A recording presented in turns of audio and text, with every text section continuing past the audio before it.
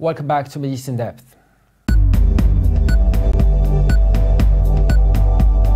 A Daily Star editorial looks at the power vacuum in Lebanon nearly 9 months into Lebanon's presidential vacuum, and much of society is apparently dangerously complacent about the leadership gap, a situation which many politicians appear to be welcoming. French presidential and Middle East envoy Jean-François Guiraud reiterated Tuesday that his government was doing all it could to help the process along, while at the same time stressing that it was a Lebanese issue that should be overseen by the Lebanese. But are these not mutually exclusive statements? This sentiment has also been expressed recently by ambassadors and other representatives from Iran, Saudi Arabia, the United States, the Vatican, and others. But if it were really true that these countries sought not to interfere in the presidential nomination process in Lebanon, why then are they discussing it so often and making so many trips to Lebanon, trips which often coincide with other events in the region? The continued presidential vacancy is an apparent adventure in farce and renders Lebanon akin to a failed state. And all the while, the Future Movement and Hezbollah busy themselves with discussing the need to end political posters and celebratory gunfire. No one can deny these are topics that need addressing, but there are surely larger problems that need to be dealt with, including the small matter of the presidential vacuum, the security situation, the special tribunal for Lebanon, and Lebanon's involvement vis-à-vis Syria. The piece concludes it's quite clear that many Lebanese politicians are doing their utmost to drive the country towards the abyss.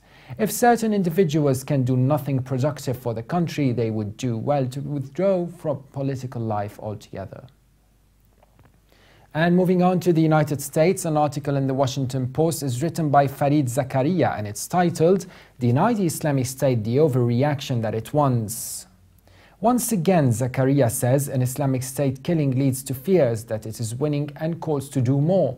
Zakharia then examines the sequence of events that led to this latest gruesome video. The Islamic State took as hostages 2 Japanese men, an odd choice given that Japan is utterly tangential towards the Middle East.